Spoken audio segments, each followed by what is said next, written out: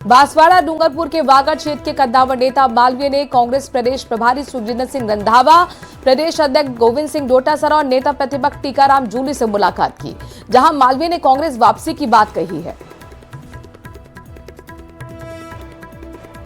कांग्रेस मेरे लिए नई पार्टी नहीं है। पिछले 40 साल मैंने कांग्रेस में निकाले, सरपंच के रूप में, प्रधान के रूप में, एमपी के रूप में, 5 बार जिला प्रमुख के रूप में, 4 बार विधायक के रूप में, 2 बार सरकार के मंत्री के रूप में लंबे समय तक कांग्रेस में काम किया। लेकिन कुछ समय पहले मेरा ऐसा मन हुआ कि डबल इंजन की सरकार है, मेरे क्षेत्र में विकास होना नहीं चाहिए और जनता का अहित नहीं हो, उस हिसाब से मैं ज़रूर भाजपा में गया।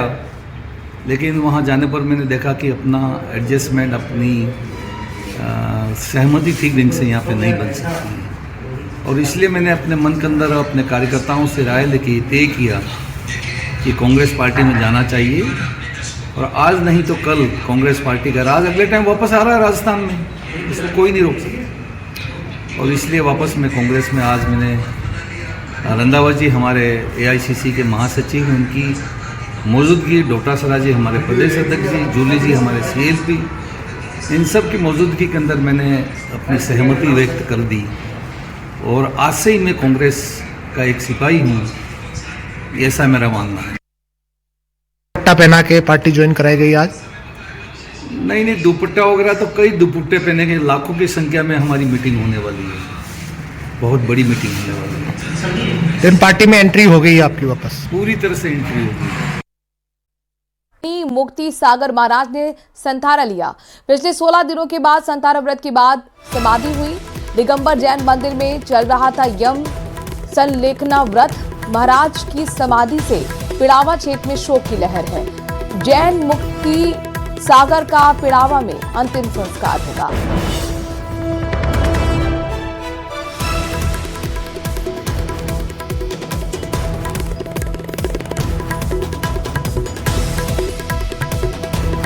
सांवलिया पार्षद दिगंबर जैन अतिशय क्षेत्र बड़ा मंदिर जी में परम पूज्य 108 श्री भूत बलि सागर जी महाराज जी के परम शिष्य परम पूज्य 108 श्री मुक्ति सागर जी महाराज जी की यम संलेखना 26 दिसंबर 2025 से चल रही थी।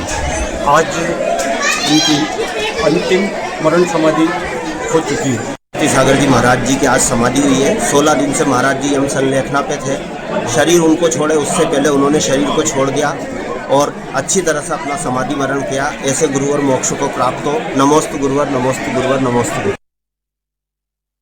लेकिन इलाज के दौरान उनकी जान नहीं बचाई जा सकी।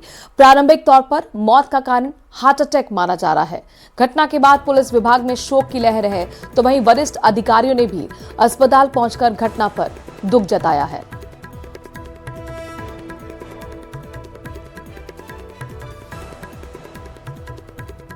जो पुलिस लाइन 12 में सरकारी आवास में रहता था, वहाँ से पुलिस लाइन में गया होगा ड्यूटी देखने के लिए। इस दौरान उसकी तबीयत खराब हो गई। तबीयत खराब की सूचना उसकी बहन मंजू भी हमारे पुलिस लाइन 12 में ही रहती है। कांस्टेबल है, 1266 नंबर है, उसके सदर में पोस्टेड है।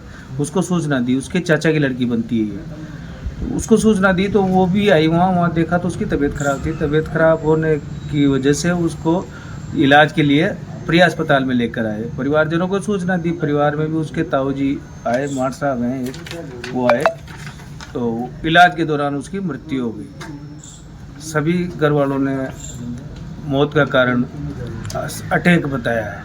कौन सा अटैक है ये तो डॉक्टर साहब बता पाएंगे, बाकी मौत का कारण अटैक बताया है।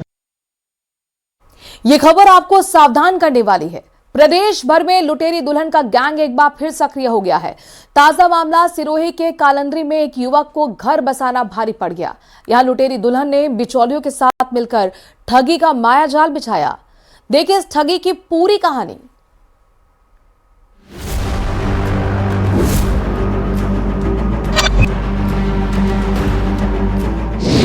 राजस्थान में शादी वाला स्कैम। भाई के लिए सामने से फोन किया कि तुम्हारे भाई की शादी के लिए लड़की हम ढूंढ के दे रहे हैं। मेरे को पैसा भी नहीं दिया और लड़की आके उसने वापस उसने ही बुला लिया लड़की को।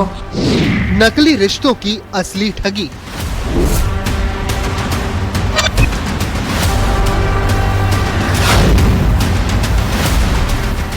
दलाल रफू चक्कर, पीड़ित हलकान।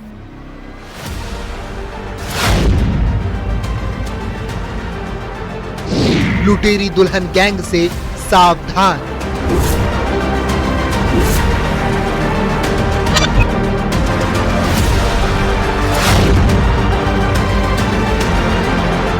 सिरोही के कालंद्री में एक युवक के घर शहनाइयां तो बजी, लेकिन खुशियां चंद दिनों की मेहमान निकली। दलालों ने 5 लाख रुपए लेकर जिस दुल्हन से शादी करवाई थी, वो रात भर में ही गहने और नकदी समेट कर रफू चक्कर हो गई। कालंद्री थाना क्षेत्र के अंतर्गत मडिया में रहने वाला एक प्रवासी परिवार के साथ में एक लुटेरी दुल्हनिया की जो है वारदात सामने आई है, जिसमें 5 लाख रुपए में लड़की का सौदा दलालों के द्वारा किया जाता है और उन दलाल जो है 5 लाख रुपए लेते हैं और उसका वीडियो भी जो है पीड़ित परिवार जो है बनाता है और घटना के बाद में शादी हो जाती है। 6 दिन बीत जाने के बाद दुल्हनिया जो है बिना बताए हुए घर से भाग जाती है। पीड़ित युवक को ठगी का अंदेशा पहले ही हो गया था, इसीलिए उसने दलालों को पैसे देते वक्त चुपके से वीडियो रिकॉर्ड कर लिया।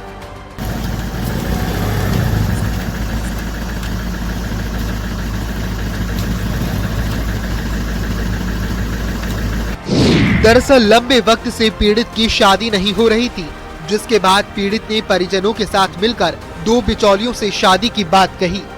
बिचौलियों ने उन्हें गुजरात की रहने वाली दुल्हन का रिश्ता बताया। इस पूरे रिश्ते के लिए 5 लाख में सौदा हुआ, जिसके बाद सबने जोधपुर जाकर शादी की और पैसे भी दे दिए।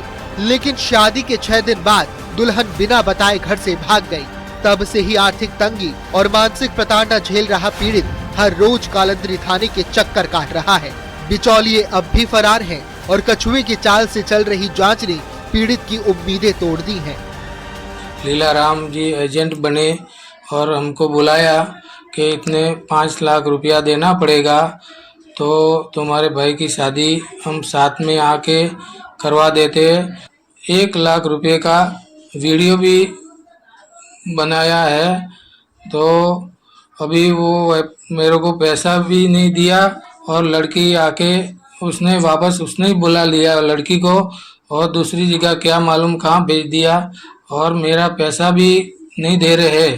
और मैंने police station Kalandri police station में अर्जी दी है, तो 2 महीना हो गया।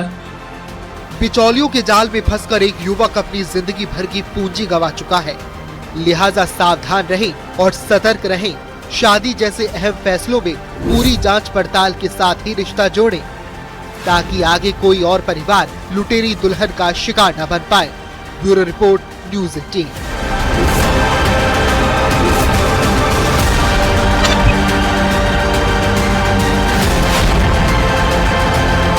खबर जयपुर के नरेला से है, जहां पर केंद्र और राज्य सरकारें चिकित्सा सुविधाओं के विस्तार और निशुल्क इलाज के बड़े बड़े दावे कर रही है, लेकिन ग्रामीण इलाकों में जीवन रक्षक एम्बुलेंस व्यवस्था खुद बीमार हालत में नजर आ रही है। ऐसे एक मामला साखून पंचायत का है। यहां एम्बुलेंस नरेला बिंगोलाव सड़क मार्ग पर सड़क दुर्घटना में घायल युवक को सामुदायिक स्वास्थ्य केंद्र लेकर पहुंची। मरीज को अस्पताल में उतारने के बाद एम्बुलेंस अचानक खराब हो गई। बाद में दूसरी एम्बुलेंस रस्सी से बांधकर साखून पंचायत क्षेत्र की खराब पड़ी एम्बुलेंस को खींचते हुए ले जाती नजर आई।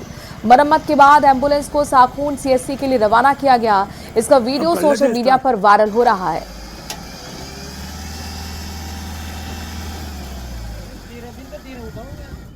प्रतापगढ़ जिले में अवैध बजरी खनन के खिलाफ पुलिस ने बड़ी कार्रवाई की है। केसरियावद थाना पुलिस ने जाखम नदी के पेटे में रात के अंधेरे में चल रहे अवैध खनन का भंडाफोड़ कर दिया। मौके से एक ट्रैक्टर, एक जेसीबी मशीन जब्त की गई है। कार्रवाई के दौरान आरोपी अंधेरे का फायदा उठाकर फरार हो गए थे, लेकिन पुलिस ने बाद में 2 आरोपियों को गिरफ्तार कर लिया। पुलिस ने मामला दर्ज कर आगे की जांच शुरू कर दी है।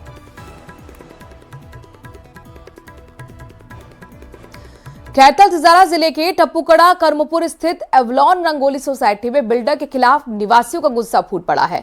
करीब 300 परिवार वाली इस सोसाइटी में अब तक बुनियादी सुविधाएं पूरी नहीं होने से लोग नाराज हैं।